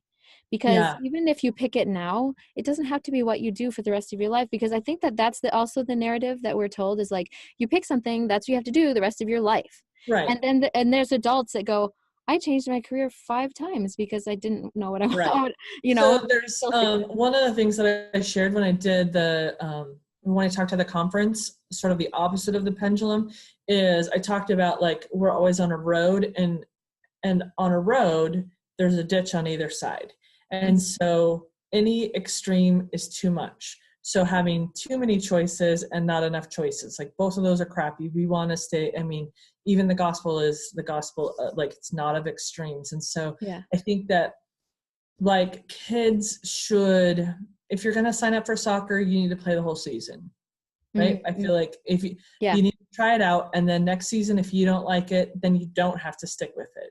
So I think there's a balance in both of those things. I don't need to, like, I played soccer once, now the only sport I can ever love is soccer. Like, I don't think that is like you're stuck with it. It was interesting, even when I was thinking about doing this, and you asked a question in your email about family culture. I was like, how would I answer that? It made me think about one of my friends. She's like one of 9 kids, and in their family, and I was thinking about how there's sort of like norms and sort of unofficial rules. They're not necessarily written down, but in their family, everybody got to kind of have a thing that was theirs, which I'm sure you need to do when you have 9 kids. But that meant that, like, because her brother loved pottery, that she really didn't want to take a pottery class because that was his thing. And I'm like, but what if you love pottery too? Yeah. I mean, there were some things that they all love soccer. Lots of them play, there were other things that they did all do, but there were also some other things that are like, that's your thing, so hands off. Versus, I think in my family, it's very opposite of that. I have a cousin who, she actually developed an allergy to commercial soap and had to start making her own soap. And then once she started doing it, it's really cool and it smells great and it's colorful and it's super fun. And so then some of her sisters started making it, and then they taught me how to make it. So I make it, and like all we do is share those things with more people. And it's not a like, no, creative, pretty soap, that's my thing. You're going to have to pick something else, that it really doesn't matter.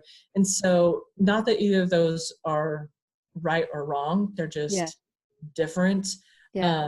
So I think that some of that too can like cramp your ability to make goals too, where like there's interesting sort of rules that are like, sorry, your brother's already decided to do this thing. And then I think in other families are like, well, because dad's a surgeon, I have to be a surgeon, and so does my sister, and so does my brother. Like we're all lawyers in my family. That's what we do.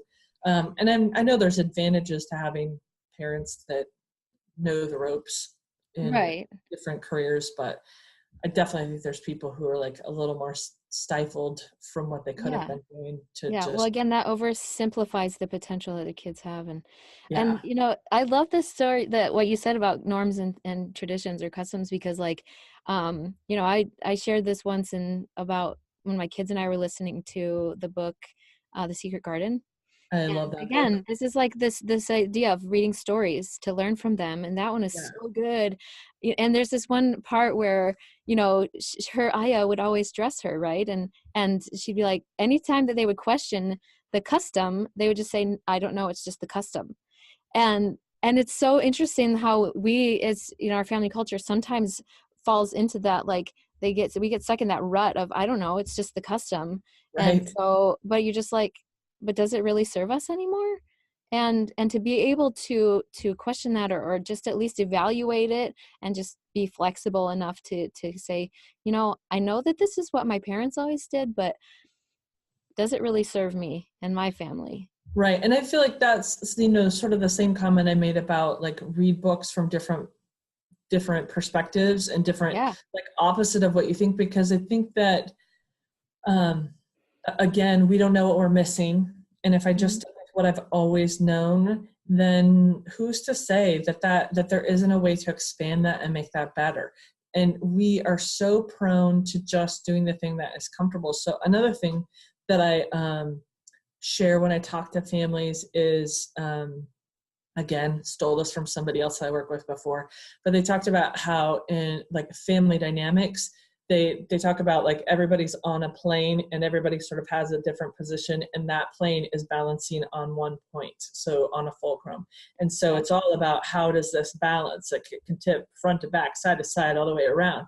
And so a lot of times in families, if someone has more of an extreme position out on one edge, then someone else will have behavior and a role that is opposite, that balances out that role. And so I feel like a lot of times culture is built around that. And when we want to change something, like I realize that a lot of times with parents will talk about like who is the enforcer, who's the rule setter, who's the hard parent, and who's the soft parent, and challenge parents to switch those. And so how we don't like that change, because then that sets our whole world topsy-turvy, and people are like, no, we found our positions, and even though it's dysfunctional, we're sticking to it. You know, we've got our sort of our balance, and so we're sticking with that balance. And I feel like a lot of times a family culture can be stuck on that, and the without it meaning to be the goal of that family culture is don't rock the boat. Right. Whoever is sort of the biggest personality gets to sort of dominate some extreme position. So the rest of the family is finding their place to sort of balance that. And it can also be things that like events, like you have a teenager who's sort of getting out of control. And so parents take an opposite extreme position by becoming overly controlling. And also the kid who's in the middle is like, what did I do? Like, how come I have to have this too? Like, I didn't do it, but it's just sort of what's happening, and that those extreme positions are balancing each other out. And so it's another reason that it's important to make a change and stick to that change. Otherwise, you're just a parent who always has some New Year's resolution, not just once a year, but and all you ever do is just like make things unstable, because you're always changing your mind. So I mean, again, there's the extremes. Like, you should make some changes, but you shouldn't always be changing. You should look and make very be in that middle of the road, deliberate changes. That's so interesting. That this is a random thought, but my kids and I just watched Mary Poppins Returns, and the I did too. Poppins, and it was just like, how does this have to do with anything? Like, what is the meaning? I always look for like the meaning, behind it all, and how it's really just Mary Poppins is trying to like disrupt their like narratives of this is the way it always has to be, or even the belief that no, everything needs to be practical, everything needs to be outcome based, or everything needs to be, and then how in the end of Mary Poppins Returns, they were just like, you know what? It's okay if we lose our house, like we're together still. We're going to embrace this. And it's interesting how much the story of Mary Poppins has like, and then the movies have like dramatic, like they keep impacting my life, because like we watched Saving Mr. Banks, and I just talked about it in my episode that I just put out, because that movie is really, really tragic. I don't know if you've seen it. I'm trying to think if I have.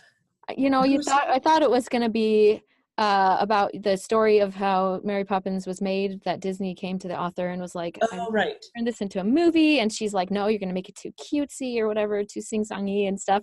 And then watching it, it's like, no wonder she felt that way. Her story is incredibly tragic, that her dad was so scared of the rigidity of fear of failure and pressure to perform, that he started drinking alcohol, and then it killed him.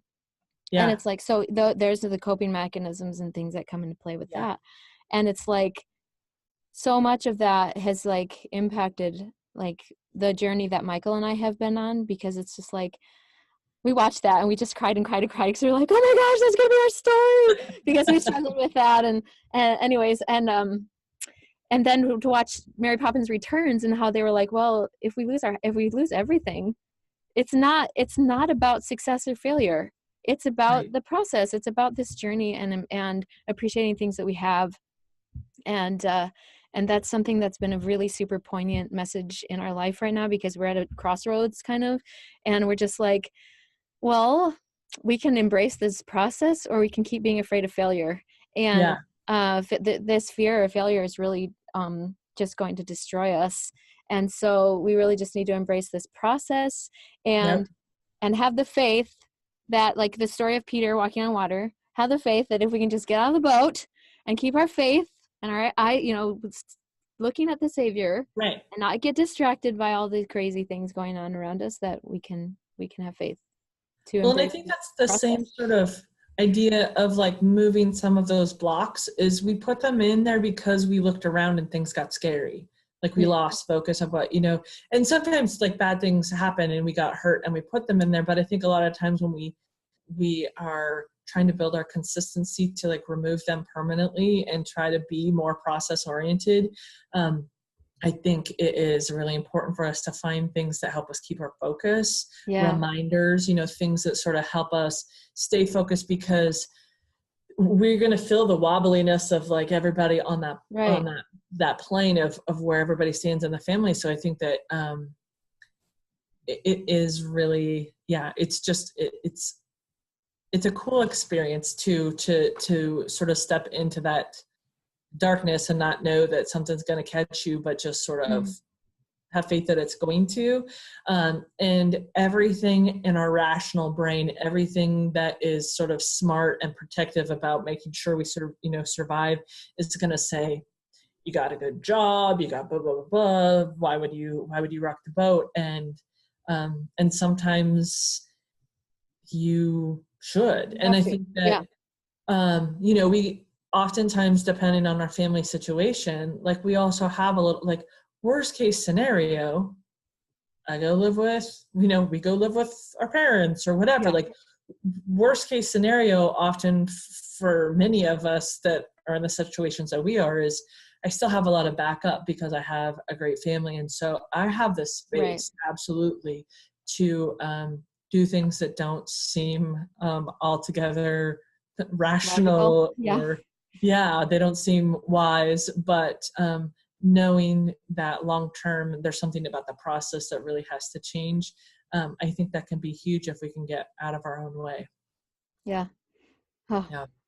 Awesome. Thank you so much, Kalyn. Yeah, you bet. That's another hour. Yeah, I was going to say, obviously I could talk forever. Oh, awesome. Thank you so much. I really appreciate it. Cool. And I'm also like, this coping challenge thing that I'm coming up with, this course, I'm really trying to come up with a better title for it, because like when a person that I know who's like really responds to everything that I put out, he's like, that I did like labeling it coping challenge. It's kind of like, that doesn't sound very inspiring. That doesn't sound like, it sounds only like you're only touching the surface of what it actually accomplishes. And I was like, well, in my sales letter, in my sales pitch, when I share about it, it changes everything, because I'm like, this is all about creating intentional family culture. And in that process, you have to address your default coping mechanisms. Yes. And so, if you back to everybody's default spot. Yeah. And so you have to be willing to, and the point of the course is to bring more resources into your toolbox to say, okay, if I need to cope, if I need to deal with this stressor or these things, then I need to have some resource that I can learn about to fall back on, rather than always just falling back on my norms and my defaults. So do you want to, do you want to have the word coping in it for sure? Or do you want to do something like rebalancing your family, or? I don't know. I'm working on, so I have books, and I actually have coaching right now that's like business coaching, and so I'm gonna go through and like, basically I want to kind of title it what I want the outcome to be. The outcome is, eventually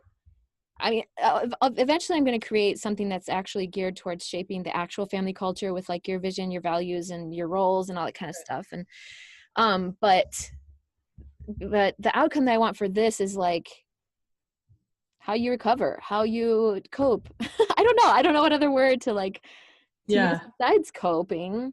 But I think when people hear the word cope, they go, oh, we're coping with grief. And that's like, okay, that's one aspect. That's with trauma or things like that. And it's just like, no, this is coping with like our daily stressors. And like, you might have to can involve trauma, but at the same time, I'm not like, I don't want to like hinge their outcome on a traumatic, recovering from trauma, because I'm not certain, I'm not qualified to give them that.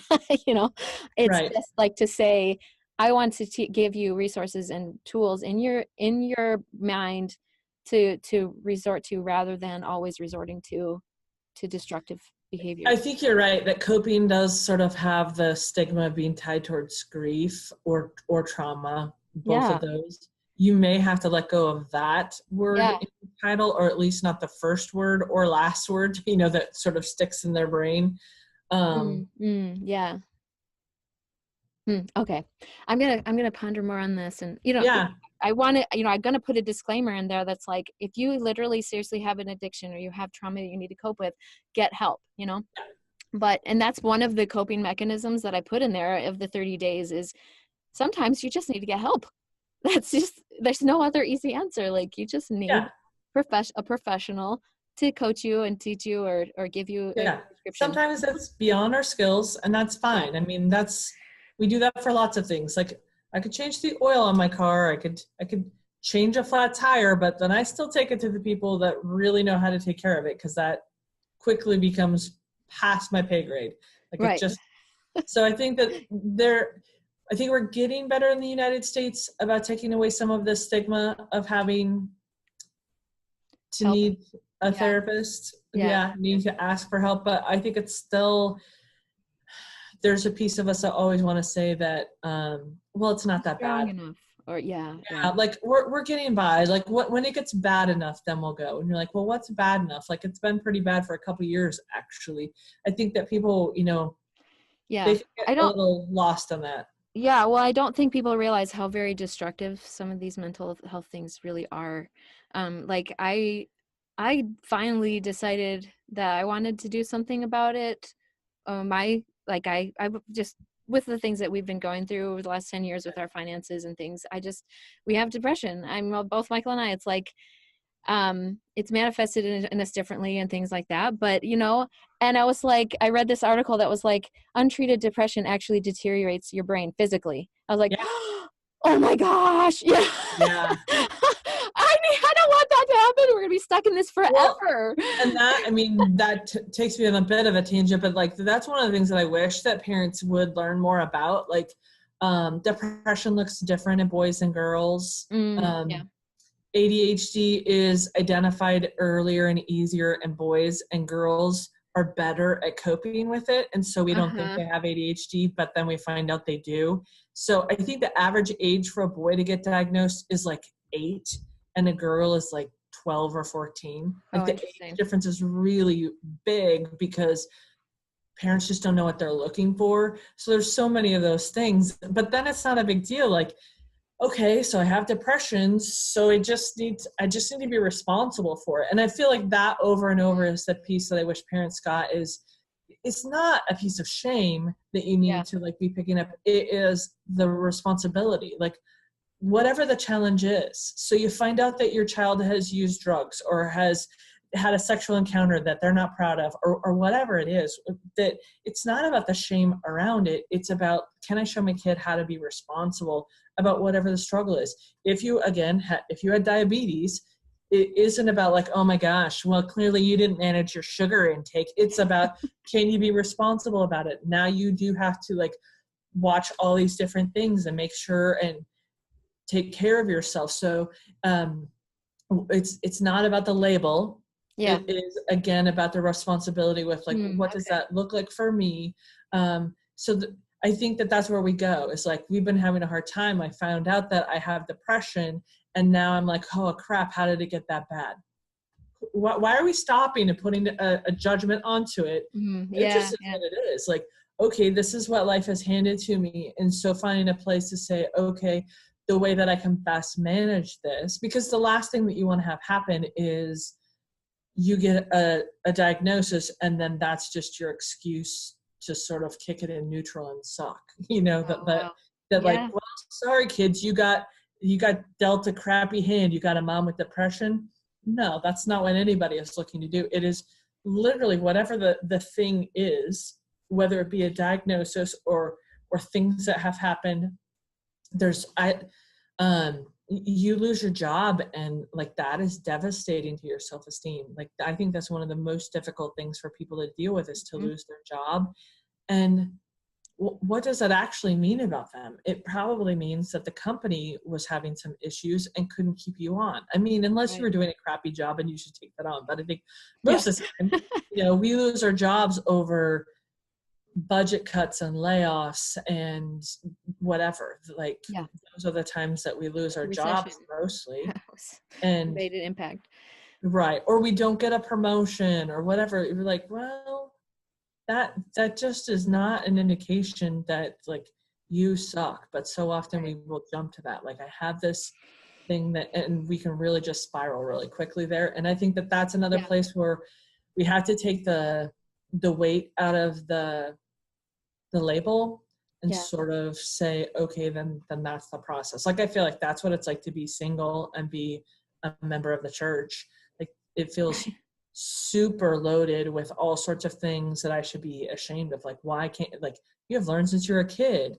And that is not like people doing that to me. Mostly there have been some weird things said, but whatever. That's people say things. People say things, but mostly that's just like, why can't I get it right? Like everybody else seems to be able to figure out how to get it right. And how come I can't get it right? It's very much about like how I would tie things to that label in the same way that somebody would tie something to a diagnosis. Like, oh my gosh, if I have this diagnosis, does that mean I'm crazy? Or like, nope, that just means that that's the chemicals going on in your brain. And so I think that that's another place where labels help us, talk about it quickly. So I could say, oh, I have depression, but then there's such a wide range of what that story means to me and what I do with it and things that are most beneficial. And sometimes what I do is also something that you could do, but sometimes what I do is not even remotely helpful to you or interesting to you. So I think that the label piece is only for efficiency, but efficiency is just a very, very small level of importance. Like it's helpful to communicate, but then let's have more communication past that. To keep an open line of development and progress. Well, thank you, Kalyn. I'm so excited. Okay. No problem. We better say goodbye so we can. I know. Otherwise, we'll find another topic. We'll keep talking. I know I will. Which I'm not opposed to that, but I do have my family downstairs waiting, and probably the kids. Get back to your spring break. Yes, our rainy spring break.